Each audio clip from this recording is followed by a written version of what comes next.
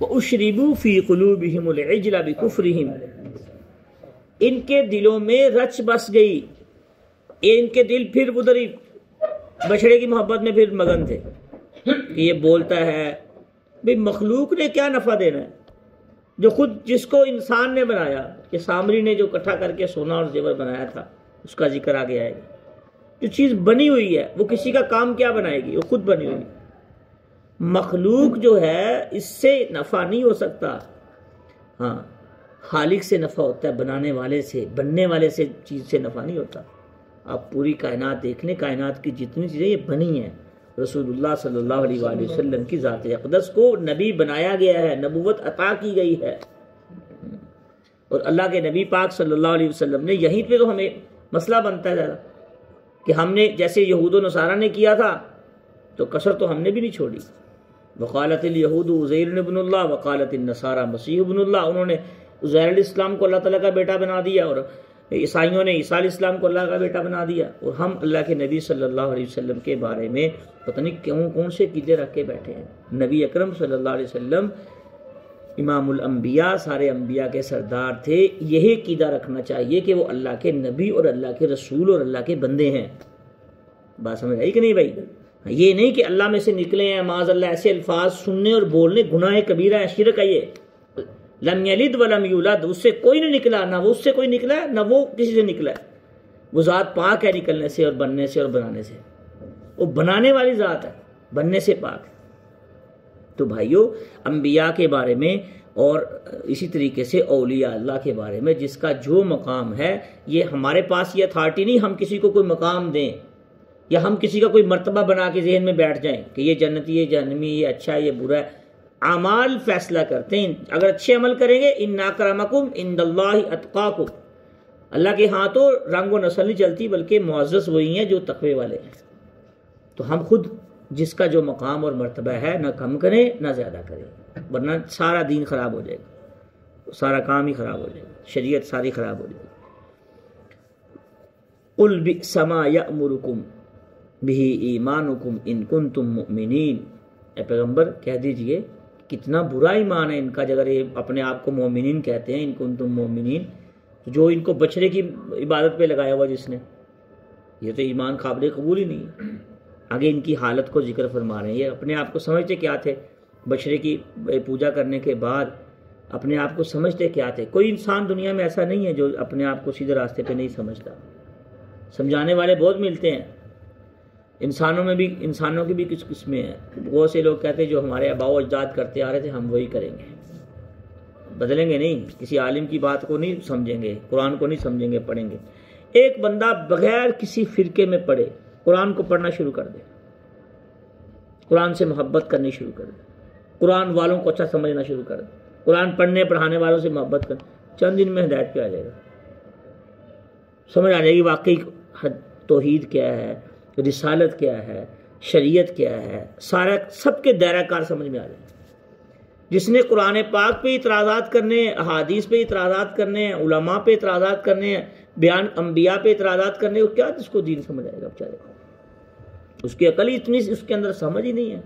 جس پیالے سے نور نکلنا ہے، نور پینا ہے، جس کے اندر ہدایت چھپی ہوئی ہے، اسی پیالے کے بارے میں، اسی برتن کے بارے میں، اسی چیز کے بارے میں اگر بدگمان ہے تو ہدایت کہاں سے آئے گی؟ یہ تو پھر رحمان کا بندہ نہیں، یہ تو شیطان کا بنا ہوا ہے۔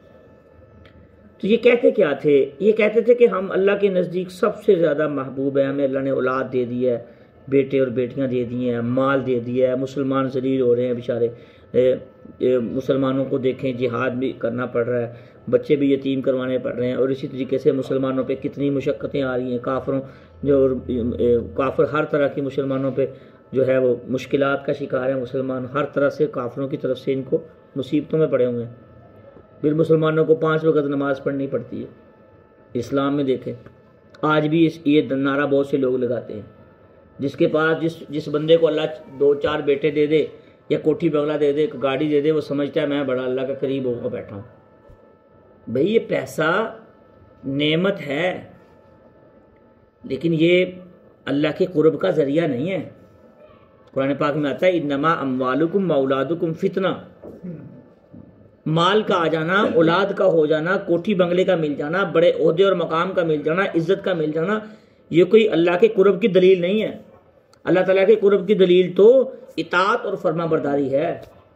غریب کرے گا وہ بھی فرما برداری، امیر کرے گا وہ بھی فرما برداری، وہ بھی قرب ہے۔ اس میں تو غربت کا اور امیری کا تعلق ہی کوئی نہیں، اس میں تو امیری غریبی کا کوئی تعلق نہیں۔ بلال حبشی رضی اللہ تعالیٰ عنہ کو دیکھ لیں آپ، ان کے حالات پڑھ لیں، سمجھ آ جائے گی۔ تو یہ اس طرح کی باتیں کرتے تھے۔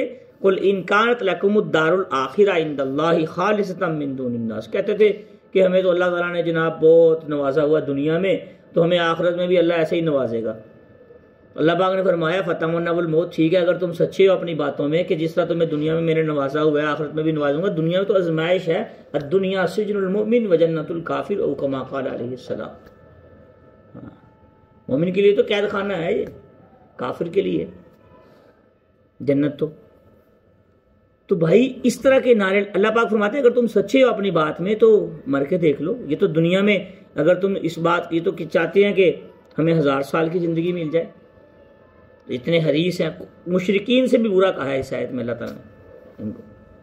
اللہ پاک فرما رہے ہیں وَلَن يَتَمَنَّوْهُ أَبَدًا بِمَا قَدَّمَتْ أَيْدِيهِمْ، ہرگز بھی جس طرح کی ان کی کرتوتیں ہیں، انبیاء کو شہید کیا ہوا ہے اور سازش کرتے رہتے ہیں مسلمانوں کے خلاف، کبھی بھی یہ موت کی تمنا نہیں کریں گے، بس سبب اس کے جو انہوں نے کیا ہوا ہے اور کرتے ہیں۔ دل ان کا کہتا ہے کہ نہیں یہ بات حقیقت نہیں ہے، اور یہ بھی کہتے تھے کہ ہماری نسلوں میں سے انبیاء آئے ہیں، ہمیں اللہ نے بہت نوازا ہوا ہے، نسبتیں۔ بہت سے لوگ نسبتوں کے چکر میں ہی رہتے ہیں، خود کچھ بھی نہیں کرتے۔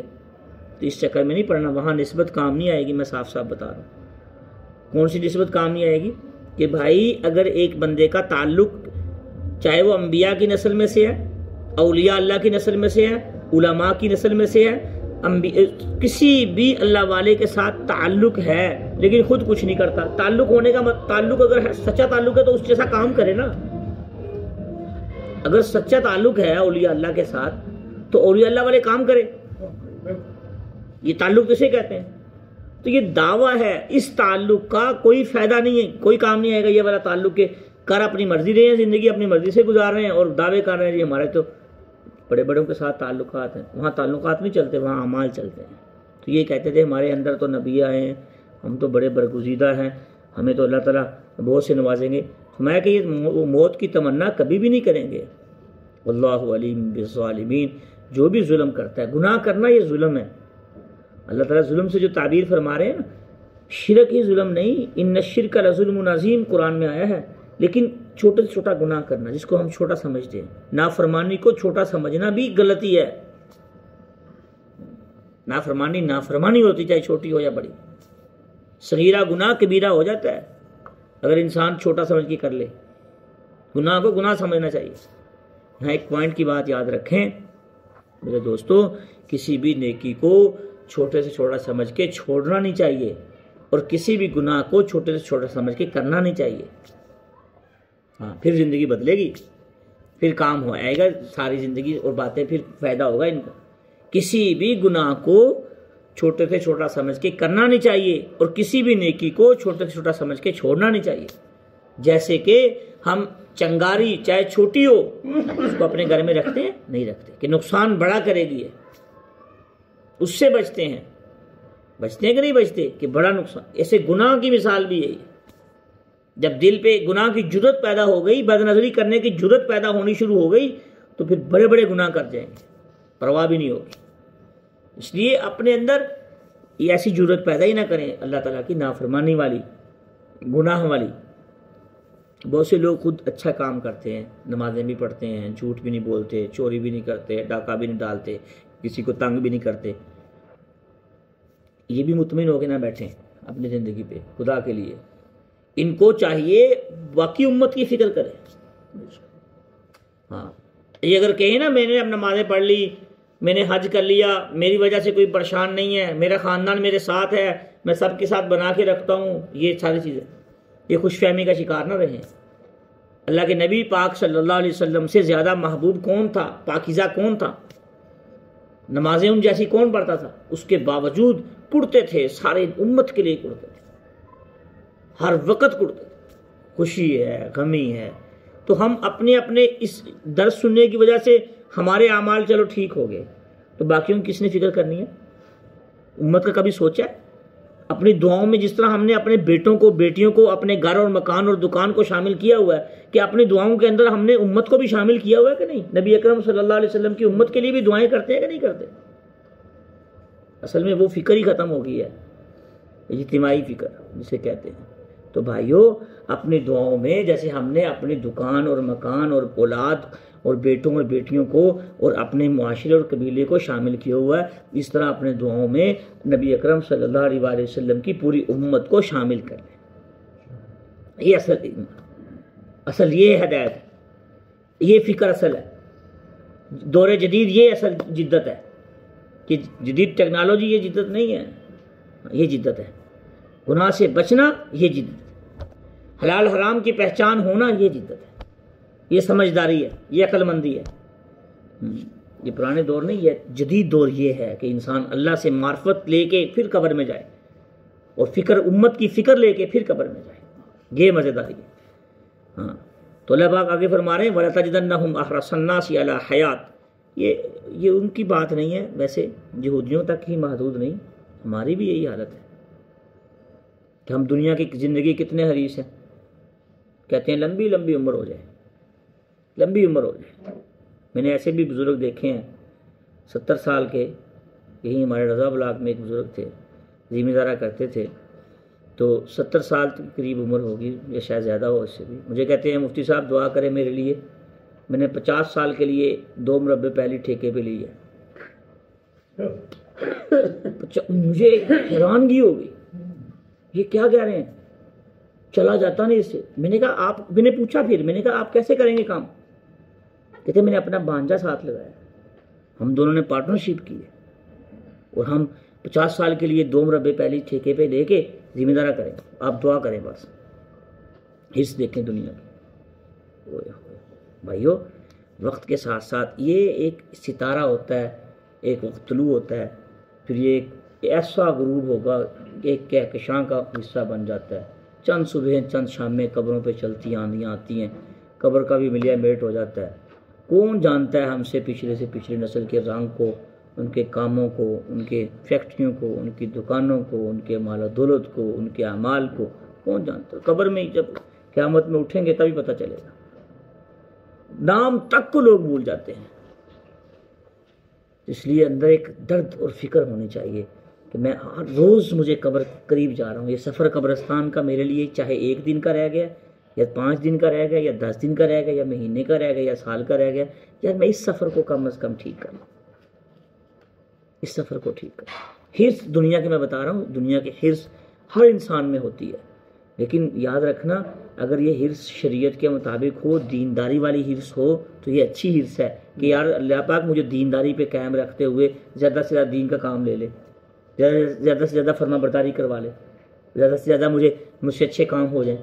مومن کی لمبی زندگی اچھی اور نعمت ہے، فاسق فاجر کے لیے یہ نقصان دہ ہے، اور لیکن اس کے لیے بھی ایک مہلت ہوتی ہے، چلو آج نہیں تو کل توبہ کر لے، کل نہیں تو پرسوں توبہ کر لے۔ اپنا معاملہ جیسے دنیا کے معاملات ہر مہینے ہم کلیئر کرتے ہیں لوگوں کے ساتھ، خدا کی یاد دہانی کرواتے ہیں، بھی پیسے دے دو لے لو، تو اسے اپنے اعمال کا معاملہ بھی اللہ سے کلیئر رکھیں۔ توبہ کرتے رہنا چاہیے انسان کو، کوئی پتہ نہیں، یقین کریں بڑے بڑے صحت مند تندرست قبرستان کا پڑے خوبصورت، پتہ ہی نہیں چلتا موت آتی ہے جب کیا ہوا، ایک سبب چھوٹا سا بنتا ہے، جھٹکا لگا، ہمیشہ کے لیے واپسی۔ تو دنیا کی حرص میں نہیں پڑنا چاہیے، پیسے کی حرص میں بھی نہیں پڑنا چاہیے۔ اللہ تعالی ہم سب کی حفاظت فرمائے۔ یود احدہم لو یعمر الف سنہ وما هو بمزحزحہ من العذاب ان یعمر، تو یہ چیز ان کو بچا نہیں لے گی۔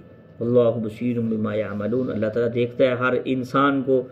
ونحن اقرب الیہ من حبل الورید، وہ تو شارک سے بھی زیادہ قریب ہے انسان کے۔ جب انسان نے سوچا یعلم خائنۃ الاعین وما تخفی الصدور، انسان تو نے کبھی سوچا ہے کہ جو آنکھ کی خیانت کرتا ہے، اس کے بعد جو تیرے دل میں چیزیں گزرتی ہیں بد نظری کرنے کے بعد، تیرے دل کی جو کیفیات بدلتی ہیں، میں تو اس کو بھی جانتا ہوں۔ وہ رب ایسا ہے، یعلم خائنۃ الاعین وما تخفی الصدور۔ اللہ تعالیٰ ہمیں آخرت کو سامنے رکھ کے قرآن پاک کو سمجھنے سمجھانے کی توفیق عطا فرمائے۔